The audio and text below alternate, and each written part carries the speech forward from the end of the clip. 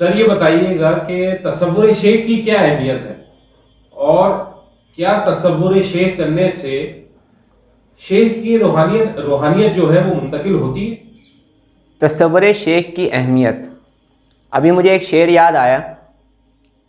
साए की तरह वो मेरे साथ रहते हैं, साए की तरह वो मेरे साथ रहते हैं, अब तो तन्हाई में भी तन्हा नहीं मैं।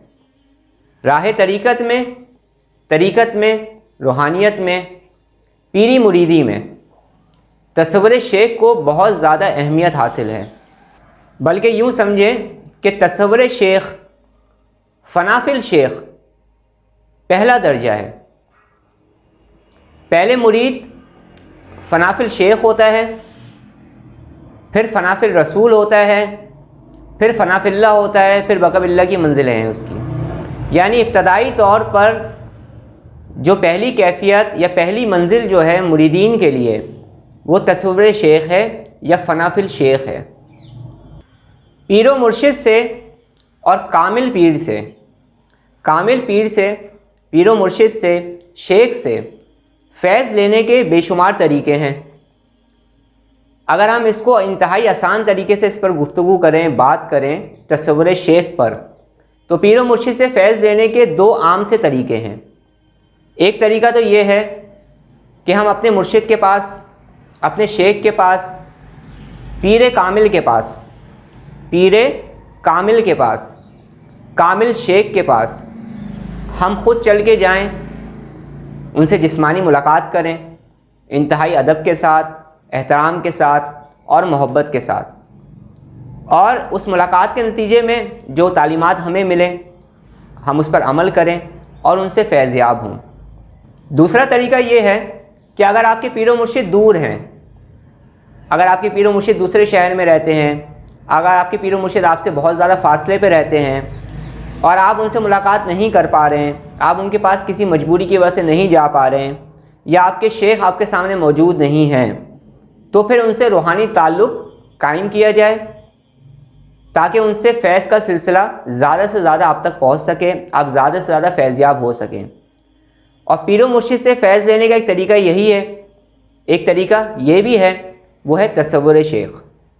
ये बातें तो आप लोगों ने सुनी हुई होंगी और सुनते ही आए हैं हम लोग, लेकिन तसव्वुर शेख का जो असल मकसद है, तसव्वुर शेख का जो असल मकसद है वो है फ़नाफिल शेख, यानी कि शेख के रंग में रंग जाना, शेख के हुक्म पर कुर्बान हो जाना, शेख की मोहब्बत को अपने ऊपर तारी कर लेना, शेख के हुक्म पर चलना आसान हो जाना, शेख के हर हुक्म को मानना और शेख के हर हुक्म को अपने ऊपर लागू कर लेना, मोहब्बत के साथ, अदब के साथ। आप अपने मुर्शिद के हुक्म को उसी वक्त मान सकते हैं आसानी के साथ जब आपको उनसे मोहब्बत हो। तसव्वुर शेख जो है वो बग़ैर मोहब्बत के होता नहीं है, जो असल में तसव्वुर शेख है, क्योंकि ये एक आम सा कायदा है, एक आम सा कानून है कि जब आपको किसी से मोहब्बत हो जाती है, जब आप किसी से प्यार करने लगते हैं, जब आप किसी से मोहब्बत करने लगते हैं, तो फिर आपका उसके बगैर गुजारा नहीं होता। फिर हर लम्हे, हर घड़ी आपको उसी इंसान का ख्याल आ रहा होता है, उससे मिलने का दिल चाह रहा होता है और आप उसके ही ख़यालात में खोए रहते हैं।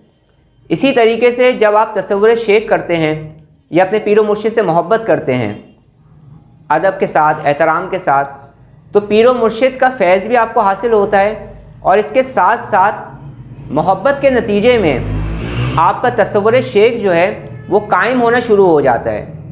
जिस तरीके से हम किसी भी चीज़ से मोहब्बत करते हैं तो उसका तसव्वुर हमारे शऊर पर, हमारे लाशऊर पर, हमारे कॉन्शियस माइंड में और हमारे लाशऊर में यानी अनकॉन्शियस माइंड में वो चीज़ प्रोग्राम होनी शुरू हो जाती है। हम लाशऊरी तौर पर भी उन चीज़ों को सोचने लगते हैं। इसी तरीके से जब हम अपने पीरो मुर्शिद से मोहब्बत करते हैं तो फिर हमारा ये तसव्वुर शेख जो है उस मोहब्बत के नतीजे में, अदब के नतीजे में, शुरू में तो हम करते हैं और फिर ये कायम होना शुरू हो जाता है। दूसरी बात कि जब हम अपने पीरो मुर्शिद का तसव्वुर करते हैं, कामिल पीर का तसव्वुर करते हैं, बुज़ुर्ग का तसव्वुर करते हैं, कामिल शेख का तसव्वुर करते हैं, तो हमारे जो पीरो मुर्शिद होते हैं, जो पीर कामिल होता है, वो ख़ुद अंदर से रोशन होता है, उसके अंदर नूर होता है, उसके अंदर नूरानियत होती है। तो जब हम कामिल मुर्शिद का तसव्वुर करते हैं तो उसके अंदर जो रूहानियत होती है, उसके अंदर जो नूर होता है, वो हमें मुंतकिल होना शुरू हो जाता है। बिल्कुल इसी तरीके से अगर हम किसी ऐसे शेख का तसव्वुर करेंगे जो अंदर से खाली है, जो नफ्स परस्त है, जो झूठा है, फरेबी है, मक्कार है, दौलत का लालची है, रूहानियत को नहीं जानता, सलूक को नहीं जानता, तो अगर हम किसी ऐसे झूठे, फरेबी, मक्कार इंसान जो कि अपने आप को पीर कहता है, जो कि दर हकीकत पीर नहीं है, मुर्शिद नहीं है, शेख कहलाने का हकदार नहीं है, अगर हम ऐसे किसी झूठे और जाली पीर का तसव्वुर करेंगे तो फिर हमें रूहानियत हासिल नहीं होगी। तसव्वुर शेख से रूहानियत उसी सूरत में हासिल होगी जब आपका शेख कामिल है, आपके पीर मुर्शिद कामिल हैं, आपके पीर मुर्शिद के अंदर नूर मौजूद है। जब आपके पीर मुर्शिद के अंदर रूहानियत होगी, आप अपने पीर मुर्शिद का तसव्वुर करेंगे, उनकी तरफ तवज्जो करेंगे, तो फ़ौरी तौर पर आपको फैज़ मिलना शुरू हो जाएगा, फ़ौरी तौर पर आपके अंदर उनकी रूहानियत मुंतकिल होना शुरू हो जाएगी। अब दर्जा ब दर्जा है, जैसे जैसे आपके दर्जात बढ़ते चले जाएंगे वैसे वैसे फैज़ जो है वो आपका बढ़ता चला जाएगा, रूहानियत आपकी बढ़ती चली जाएगी, या पीर मुर्शिद से जो फैज़ आप हासिल करना चाहते हैं वो आपको हासिल होना शुरू हो जाएगा तसव्वुर शेख के नतीजे में। इब्तदाई तौर पर जब कोई भी मुरीद तसव्वुर शेख करता है, कामिल पीर मुर्शिद का तसव्वुर करता है, पीर मुर्शिद के हुक्म पे करता है, तो आहिस्ता आहिस्ता पीर मुर्शिद की रूहानियत उसके अंदर मुंतकिल होने लगती है और ज़ाहिरी तौर पर भी उसके असरात रोनुमा होना शुरू होते हैं। जब ये तसव्वुर शेख आपका बढ़ जाता है, जब पीर मुर्शिद की रूहानियत आपके अंदर मुंतकिल होना शुरू हो जाती है, नूर आना शुरू हो जाता है, तो बहुत सारे सालिकीन ऐसे होते हैं, बहुत सारे मुरीदीन ऐसे होते हैं कि उनकी बातचीत का अंदाज़ भी बदल जाता है उस फैज़ के नतीजे में। फिर उनका अंदाज़ बातचीत का अपने शेख की तरह होने लगता है। फिर उस फैज़ की मुंतकिली का ये कमाल होता है कि वो पीर मुर्शिद की तस्वीर बनता चला जाता है। उसके बात करने का अंदाज़ मुर्शिद की तरह होने लगता है, उसके पहनने का अंदाज़ मुर्शिद की तरह होने लगता है, उसके चलने का अंदाज़ मुर्शिद की तरह होने लगता है, उसका जो सोच है, उसकी जो तर्ज़ फ़िक्र है वो भी मुर्शिद की तरह बनना शुरू हो जाती है।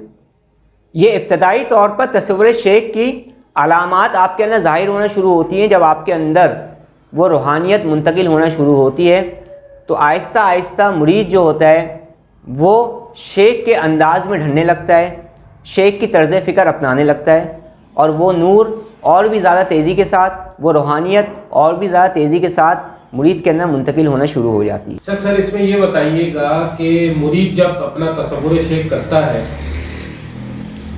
तो क्या उस वक्त इब्तदाई तौर पर ही सिर्फ मुरीद के अंदर जो है वो रूहानियत मुंतकिल होती है या ये सिलसिला आगे भी जारी रहता है?